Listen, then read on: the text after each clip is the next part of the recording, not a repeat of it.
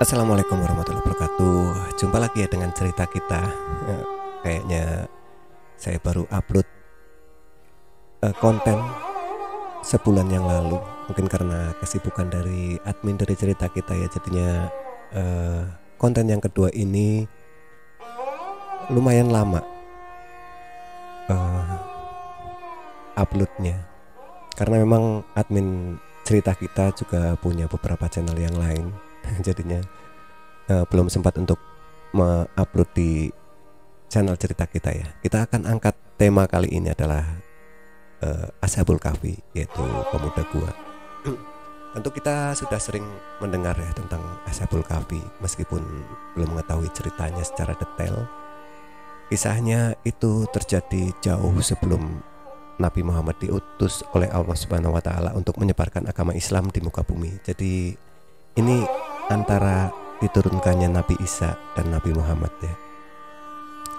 Dan kalau dipikir secara nalar, kejadian Ashabul Kahfi ini ya, tentunya hal ini itu jauh dari logika. Jadi pada waktu itu diceritakan tentang 7 pemuda yang hidup di masa kerajaan raja, atau di situ Romawi ya, yang di situ dipimpin, mungkin kalau nggak salah sebutannya sebagai gubernur lah ya. Gubernur itu yang kejam dan membuat rakyatnya tersiksa karena tidak sesuai dengan keinginan dari gubernur tersebut ya. Nama gubernurnya adalah Decianus, itu yang sering disebut. Tapi kalau misalkan nama Romawinya nanti saya mungkin Diocletianus atau apa ya, tapi ya kita sebut saja sebagai gubernurnya itu Gubernur Decianus. Jadi Gubernur Decianus itu adalah penguasa yang kejam, yang tirannya. Dan pada saat itu yang menjadi agama dari penguasa Decianus itu ya, Gubernur Decianus, adalah agama pagan atau menyembah berhala, yang di situ disebut sebagai dewa-dewa ya. Dewa-dewa para Romawi, agama Romawi dulu diantaranya adalah Jupiter, Apollo. Itu kayak nama planet ya, dewa-dewa yang mereka punya. Jadi mereka menyembah berhala yang selalu diwujudkan dalam bentuk patung. Di antara para pembesarnya atau bangsawan yang ada di gubernur itu, atau mungkin sebagai penasihat ya, salah satunya adalah penasihat dari Decianus sendiri, itu merasa bahwa hal ini tidak benar, yaitu menyembah berhala tidak benar, karena memang Allah itu menciptakan atau menurunkan manusia itu beserta akal ya, sehingga kalau nggak salah namanya Maximilianus ya, tapi kalau versinya dari salah satu versi namanya Maximilianus ya, yang memperistri anaknya Decianus sendiri. Dan ternyata ibu dari atau istri dari Decianus itu dulu adalah seorang yang beragama tauhid, dan itu dibunuh sendiri oleh Decianus begitu kejamnya, tapi anaknya tidak. Dan anaknya ini diperistri oleh salah satu dari 7 pemuda gua itu ya, Maximilianus, yang merupakan sebagai penasihat dari Decianus sendiri. Pada awalnya 7 orang pemuda ini menyembunyikan keyakinannya ya, bahwa ada satu Tuhan, yaitu Allah Subhanahu wa taala. Yang itu sebenarnya adalah peninggalan atau ajaran yang disampaikan oleh Nabi Isa ya, bahwa hanya ada satu Tuhan yang menjadi Allah, yang menjadi Tuhan buat semesta alam. Kalau kita di Islam yaitu Allah Subhanahu wa taala ya. Tapi pada waktu itu mungkin sebutannya belumlah sebagai Allah Subhanahu wa taala ya, karena Allah itu tertera di dalam Quran. Tapi di masa-masa sebelumnya mungkin sebutannya sendiri-sendiri ya. Tapi tetap aja bahwa pada saat itu si pemuda cerdas ini, dia tidak percaya dengan yang namanya dewa-dewa, karena pada logikanya adalah patung-patung tersebut yang melambangkan dewa itu tidak memberikan manfaat apapun. Ini mungkin mirip-mirip sejarahnya dengan pada Nabi Ibrahim ya, salah satu pemuda cerdas yang mendapatkan hidayah dari Allah untuk mencari kebenaran sejati, untuk menemukan Tuhan yang sejati ya.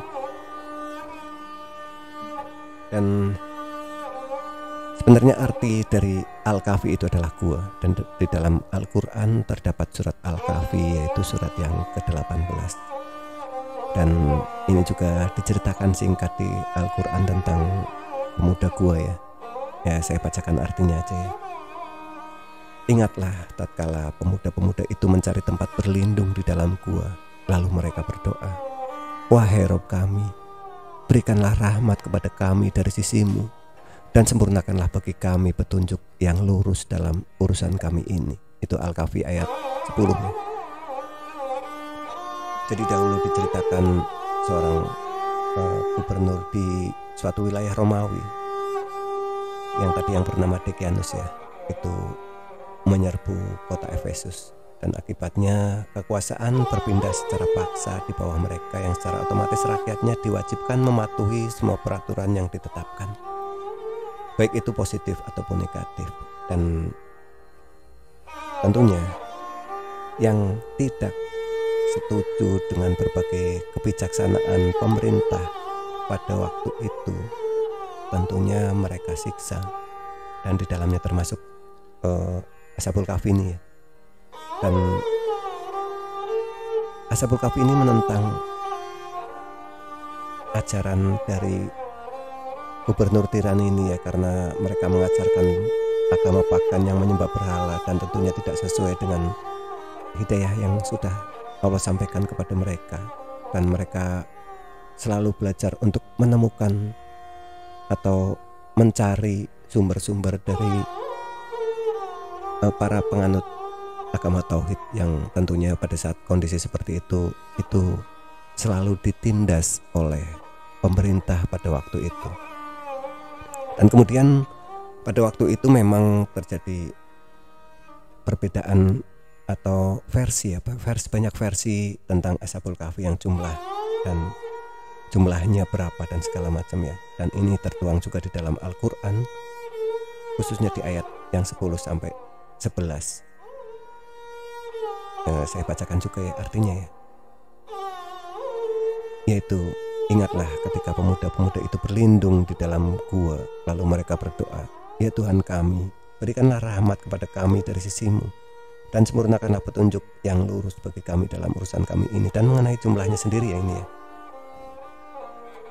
pada waktu itu terdapat perbedaan, tapi yang paling terkenal di sini itu adalah jumlahnya ada 7 pemuda dan 1 peliharaannya, yaitu anjing ya, anjing peliharaan dari salah satu pemuda gua tersebut. Nanti detailnya saya ceritakan lagi ya. Kemudian kalau misalkan kawan-kawan mau membuka surat Al-Kahfi, tentunya akan kita dapatkan cerita tentang Al-Kahfi ini ya. Dan itu menjadi nama sendiri juga di dalam Quran, nama surat di dalam Quran.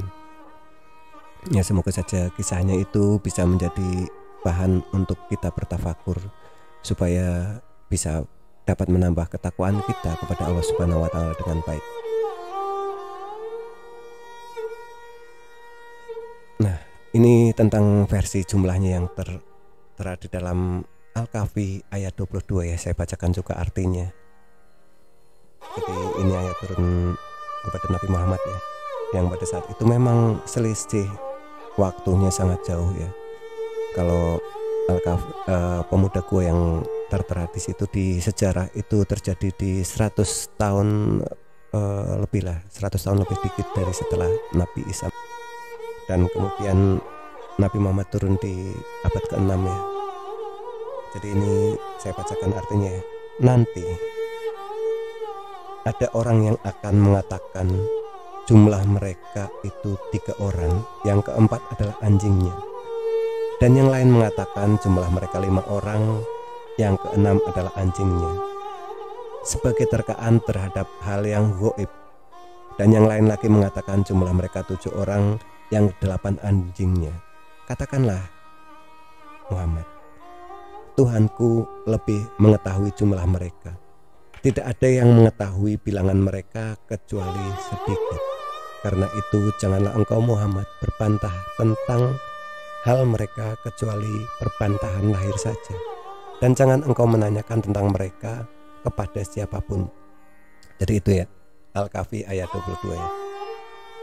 Dan yang paling terkenal memang versinya adalah 7 orang pemuda dan 1 orang anjing, 1 orang dan 1 piaraannya, yaitu anjingnya yang berjaga di depan gua ya. Jadi ajaran yang dianut pada waktu cerita Ashabul Kahfi ini ya, itu memang yang dianut oleh pemerintah adalah menyembah ke berhala, pemerintahan Romawi pada waktu itu ya. Akan tetapi ke-7 pemuda ini, kalau di salah satu versi yang saya baca atau yang pernah saya tonton filmnya, itu 6 diantaranya adalah sebagai bangsawan atau pejabat di pemerintahan pada waktu itu, dan salah satunya adalah menantu dari Dekyanus sendiri yang kemudian mendapat hidayah dari Allah Subhanahu wa taala untuk mengesahkan Allah, yang mengesahkan Tuhan, mengarahkan mereka kepada keesaan. Memang karena mereka diarahkan atau sudah ada utusan Allah yang untuk memperingatkan, namun pemerintah Romawi yang pada waktu itu dipimpin oleh pemerintah yang tirannya, Gubernur Dekyanus, itu menjadikan bahwa mereka harus berjuang untuk mempertahankan keyakinan tentang keesaan Tuhan yang mereka dapatkan dari ajaran sebelumnya. Karena memang Romawi itu menjajah di daerah Efesus ya, jadinya rakyat dipaksa untuk menganut agama pagan juga, untuk menyembah berhala. Nah, akibat situasi yang semakin tidak bisa dikendalikan dan kelalaian masyarakat semakin mendarah daging, kegiatan peribadatan yang dilakukan oleh para penyembah berhala ini demikian gencarnya, sampai-sampai di pintu gerbang masuk kota itu dijaga oleh para penjaga yang di situ diletakkan berhala, yang setiap orang yang masuk ke dalam kota tersebut diwajibkan untuk melakukan peribadatan terhadap berhala tersebut, untuk membuktikan bahwa mereka menyembah atau menganut ajaran yang sama dengan pemerintah.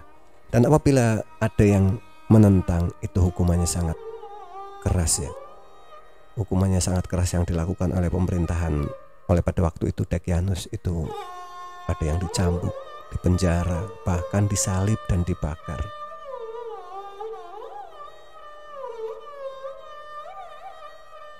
Demikianlah part pertama untuk cerita Ashabul Kahfi ini ya. Kayaknya kita akan sambung lagi dengan part kedua, karena ini sudah 10 menit lebih. Nanti akan saya upload lagi part keduanya, bagaimana cerita tentang pelariannya Maximilianus ke dalam gua, kemudian bagaimana keadaan ketika Maximilianus dan kawan-kawan itu tertidur di dalam gua, dan kemudian apa yang dilakukan Dekyanus, dan kemudian apa yang terjadi pada waktu Maximilianus dan kawan-kawan bangun dari tidur, dan kemudian apa yang terjadi setelah itu akan ada di part kedua ya. Tetap stay tune di cerita kita, dan kita berjumpa lagi di part kedua Ashabul Kahfi. Terima kasih. Wassalamualaikum warahmatullahi wabarakatuh.